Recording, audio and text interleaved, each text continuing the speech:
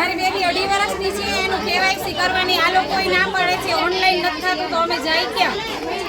અહીંયા ક્યાં આવ્યા છો તમે? અહીંયા અમે આવ્યા છીએ ઝોનલ ઓફિસે. ઝોનલ ઓફિસે અહીંયા શું કીધું?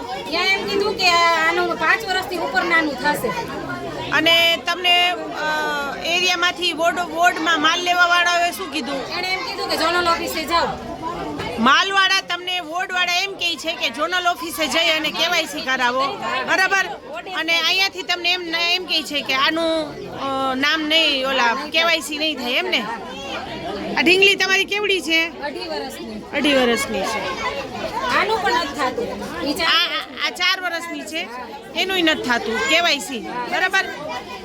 રાશનની દુકાનમાં એમ કહે છે ને, દુકાન ગયા તો એ લોકોએ નામ માઇનસ કરી નાખ્યું કે માલ દેશું નહીં અને જઈને તમે નામ ચડાવો.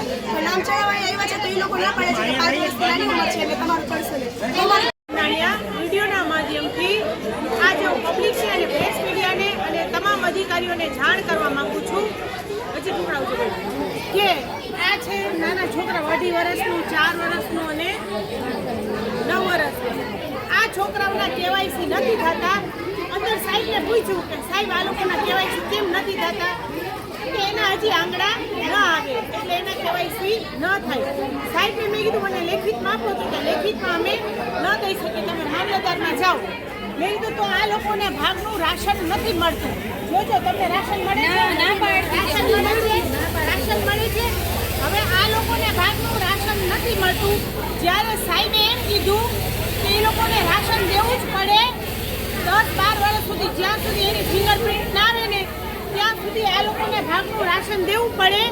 પણ રાશનવાળાની દુકાનમાં એમ કહે છે કે આનું કેવાયસી થાય તો જ રાશન મળે. પણ અહીંયાથી એમ કહે છે કે આ લોકોનું કેવાયસી ન થાય, એના આંગળા ના આવે. હવે અમે આગળ મામલતદારમાં તપાસ અને કાર્યવાહી કરશી. આવતીકાલે આખું એક આવેદન તૈયાર કરશી કે શું છે ખરી રીતે આ મામલો. બસ અમે વિડીયોના માધ્યમથી એટલું કહેવા માંગીએ છીએ.